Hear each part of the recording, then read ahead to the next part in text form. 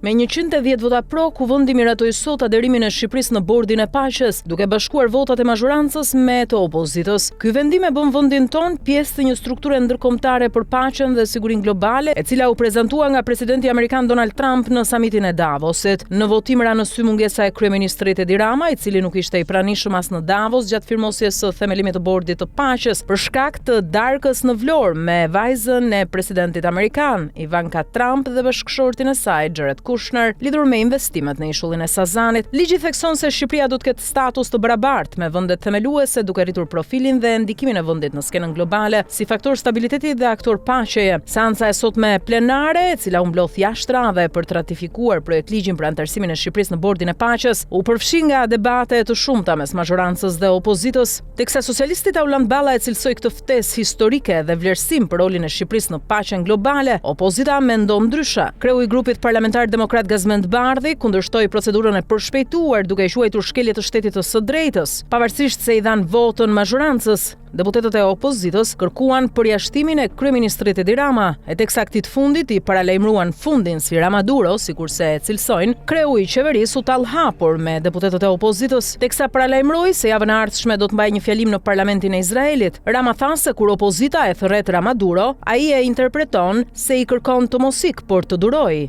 Duke i kthyer përgjigje opozitës në mënyrë krejt ironike, Rama tha se zgjodhi të ikte nga Davosi për të shkuar në Vlorë, pasi mes babait dhe vajzës zgjodhi të takohet me këtë të fundit, por me lejen e të atit. Berisha kërkoi që ratifikimi të votohej pa Ramën në sallë, duke akuzuar këtë të fundit për personalizim të procesit dhe duke ngritur akuza të forta politike ndaj kryeministrit.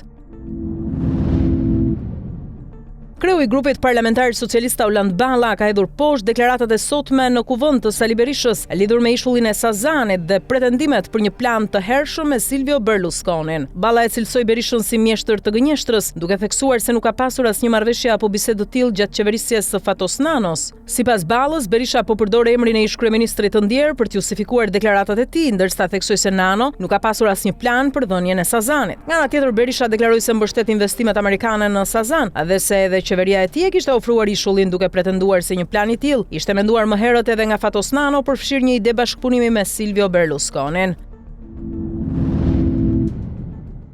Që prej ditës së djeshme, Ivanka Trump, vajza e presidentit Donald Trump, ndodhet në Shqipëri në një vizitë 48 orëshe në Vlorë dhe zonat përreth saj. Ditën e sotme ajo vizitoi Zvërnecin, një atraksion natyror turistik, ndërsa aktiviteti po zhvillohet në masa të rrepta sigurie. Mbrëmjen e djeshme, Ivanka dhe kryeministri Rama konsumuan një kafe në ujë në ftohtë dhe më pas darkuan në Orikum së bashku me rreth 60 arkitekt, ku diskutuan mbi zhvillimet strategjike të Bregdetit Jugor. Fokusi i takimeve kanë qenë investimet në turizëm dhe hoteleri, ku Ivanka dhe bashkëshorti Jared Kushner planifikojnë të sjellin kompaninë ndërkombëtare për projekte në Zvërnec dhe ishullin e Sazanit. Vizita synon promovimin e Shqipërisë si destinacion për investime të mëdha turistike dhe infrastrukturore, duke nxitur partneritete strategjike me investitorë ndërkombëtar. Megjithatë, për këtë çështje vijojnë të hidhen dyshime të forta.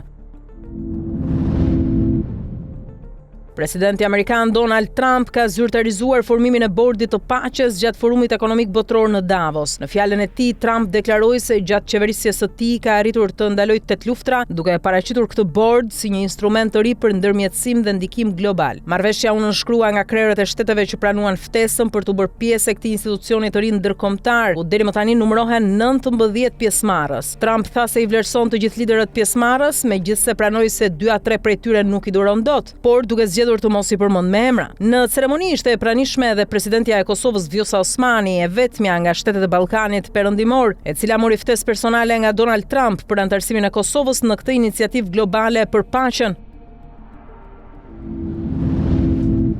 Gjykata kushtetuese u mblodh sot për të shqyrtuar kërkesën e kryeministrit Edi Rama lidhur me përplasjen institucionale me gjykatën e posaçme kundër korrupsionit dhe krimit të organizuar pas pezullimit nga detyra të numrit 2 të qeverisë në muajin dhjetor të vitit kaluar. Përfaqësuesja e kryeministrisë Jona Qosja theksoi se çështja nuk lidhet me hetimin penal, por me kufit mes pushteteve. Sipas saj, një gjykatë penale nuk ka të drejtë të pezullojë një ministër. Në të njëjtën linjë, përfaqësuesi i Këshillit të Ministrave Herald Jonuzaj deklaroi se ministrat gëzojnë imunitet dhe çdo mas ndaj tyre kërkon autorizim nga kuvendi. Të njëjtin qëndrim mbajti edhe kuvendi përmes Mimoza Arbit. Ndërkohë, gjykata e posaçme nuk mori pjesë në seancë, duke theksuar se përfshirja e kushtetueses bie ndesh me kompetencat dhe standardet e drejtësisë. Ndërsa përfaqësuesit e SPAK-ut kanë mbrojtur qëndrimin e tyre të lënë në fuqi edhe nga gjykata e posaçme, prokurori i SPAK-ut Dritan Prençi tha se hetimet kanë zbuluar prova për vepra të tjera penale. Sipas tij, ushtrimi i detyrës do të cënonte disa sektorë të ekonomisë duke paraqitur rrezikshmëri të lartë. Sipas SPAK-ut, pala kërkuese kryeministri nuk legjitimohet si subjekt procedural për të aktivizuar kontrollin e gjykatës kushtetuese, pasi nuk është subjekti drejt për drejt dhe nuk ka provuar ekzistencën e një interesi personal dhe aktual të shoqëruar me pasoja të pariparueshme apo rrezik konkret nga kryerja e tij.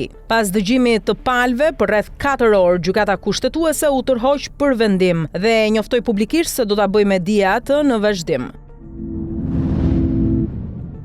Gjykata kushtetuese ka kaluar në seancë gjyqësore publike kërkesën për ngritjen e një komisioni hetimor parlamentar për çështjen McGonigal. Çështja është publikuar në faqen zyrtare të kushtetueses pas ankimimit të deputetëve të opozitës, të cilët pretendojnë se u penguan nga kuvendi për të hetuar lidhjet e zyrtarëve shqiptar me ish-agjentin e FBI-s Charles McGonigal. Deputetët demokrat kërkojnë gjithashtu ngritjen e një komisioni të dytë hetimor për të verifikuar ligjshmërinë e veprimtarisë së institucioneve qendrore dhe vendore, si edhe përdorimin e burimeve shtetërore për qëllime elektorale në zgjedhjet e 11 majit 2025. Gjykata kushtetuese do të shqyrtojë edhe kushtetueshmërinë e 2 vendimeve të kuvendit që refuzuan ngritjen e këtyre komisioneve. Dosja McGonigal vijon të mbetet një nga përplasjet më të forta politike, ndërsa opozita paralajmëron hetime edhe në Shtetet e Bashkuara të Amerikës.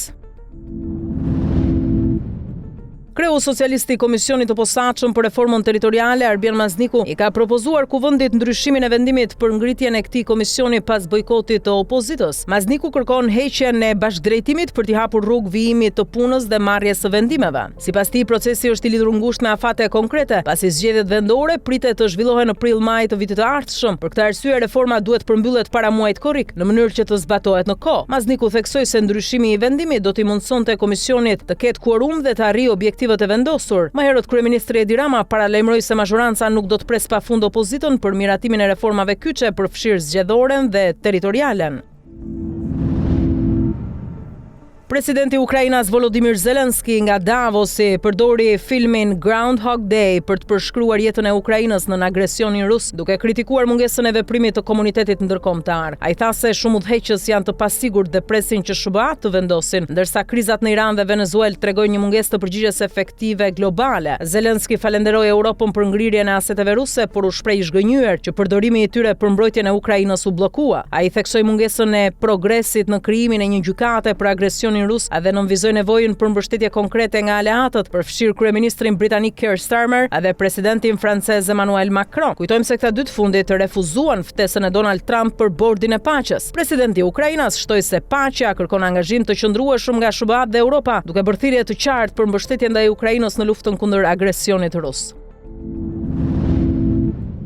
Ish këshilltari i sigurisë kombëtare në Shtetet e Bashkuara të Amerikës, John Bolton, paralajmëron se ideja e Donald Trump për Grönlandën është një katastrofë e mundshme që mund të çojë deri në shpërbërjen e NATO-s. Bolton thotë se sovjetikët dështuan ta shkatronin NATO-n gjatë luftës së ftohtë, por sot sipas tij Trump po bën pikërisht atë që ata nuk arritën. Bolton u bën thirrje vendeve të BE-s të tregojnë përmbajtje dhe të mos bëhen bashkëpunëtore të Trumpit, duke theksuar se ati i kanë mbetur edhe 3 vite në detyrë. Ai e cilëson obsesion personal idenë e Grönlandës dhe thotë se askush tjetër në SBA nuk e mbështet këtë qasje. Sipas Bolton, Europa përballet me 2 skenar: negociata të vështira ose një konflikt tregtar me SBA-t. Ndërkohë ai paralajmëron se një përshkallëzim ndaj Iranit mbetet i mundur, duke e cilësuar regjimin iranian më të dobët se kurrë që nga viti 79.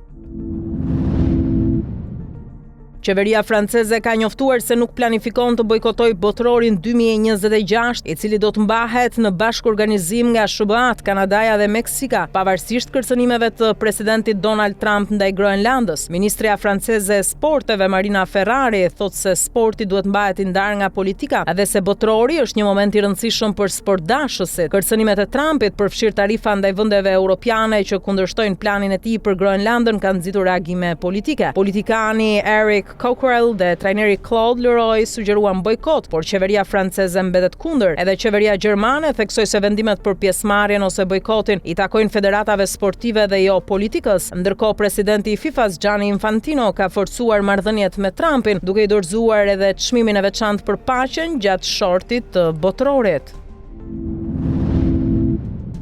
Në një zhvillim që po trondit tregjet financiare botërore, çmimi i arit arriti një rekord të ri historik duke kaluar për herë të parë pragun e $4.800 për ons. Kjo rritje vjen në një kohë kur investitorët global po kërkojnë siguri përballë kërcënimeve për rritje të tarifave nga shtëpia e bardhë dhe frikës së ringjallur për një luftë tregtare globale. Pas një viti jashtëzakonisht favorshëm për arin, siç ishte 2025-a, viti 2026 ka nisur me të njëjtin ritëm të fuqishëm i shtyr nga tensionet gjeopolitike, rënja e normave reale të interesit dhe një prirje e përhapur për t'u larguar nga dollari amerikan si pikë referimi financiare. Sipas analistëve ndërkombëtar, ari po rikthehet fuqishëm si streha më e sigurt për investitorët në kohë pa sigurie globale.